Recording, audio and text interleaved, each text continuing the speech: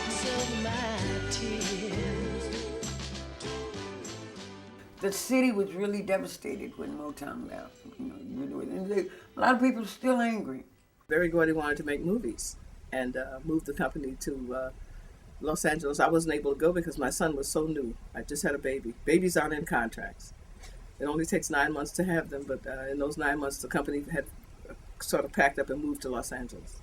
He explained to me he wanted to, become an entertainment complex. He said we could stay in Detroit and be a record company, but LA is where entertainment is centralized, And so I bought him books on earthquakes and smog and everything you can think of, trying to get him not to move.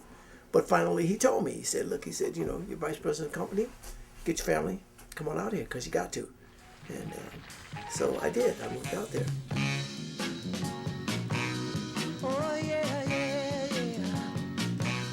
Now if there's a smile on my face, it's only that trying to fool the public. But when it comes You see, what happened was when the factories began to close down, they still had Motown, But when the factories closed down and then Motown left, the city has not been the same. People who favored us and loved us turned out to be people who just despised us and thought we were the worst because Barry moved. They never understood, that was his privilege to move. It was his opportunity to make movies and to move on to another level. He had made 30 Acts famous, and it was, it was a decision that he made, but none of the people in Detroit seemed to have adjusted to it or liked the idea of them moving away. When you're having hard times, you think about the negative things, unfortunately. You know what I'm saying? And Detroit is having a hard time now. So if you bring Motown up, it's not a good subject. Right. Until something happens to make Motown again seem like it's a part of the city. Right now, this is the only thing that Detroit has on Motown, and that's Hitchfield. And they're responsible for all of it.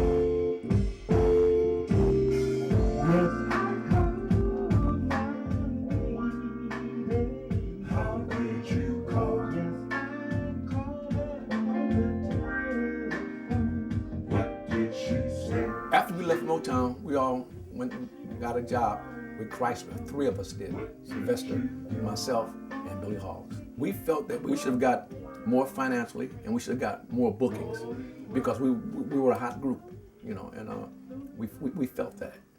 The average artist received a record, the life of a record was 3 months, So that meant that the average artist had 3 to 4 records a year. And especially if you had a hit. Yeah. I had hits and I still only had 2 records a year. So I said, well, now, if this man who I'm married to can't do anything about it, what's going to happen when he leaves? So when he said he was going, I said, me too.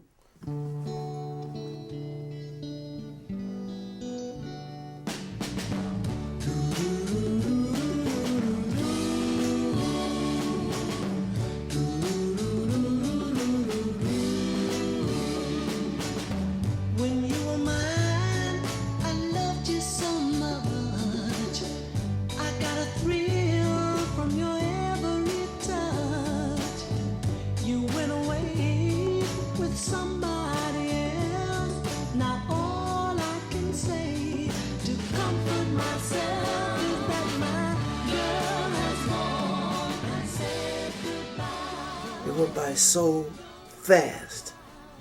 I mean, I'm sitting here in this control room, and I remember the very first day that we opened this control room, and the very first records that were recorded in here.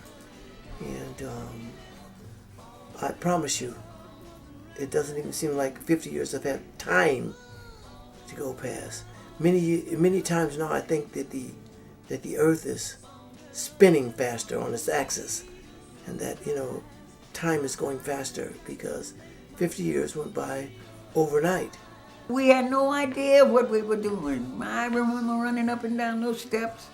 I had no idea 50 years from then we'd be talking about that the world would be talking about what we accomplished. And I give all praises to God because I don't think Mr.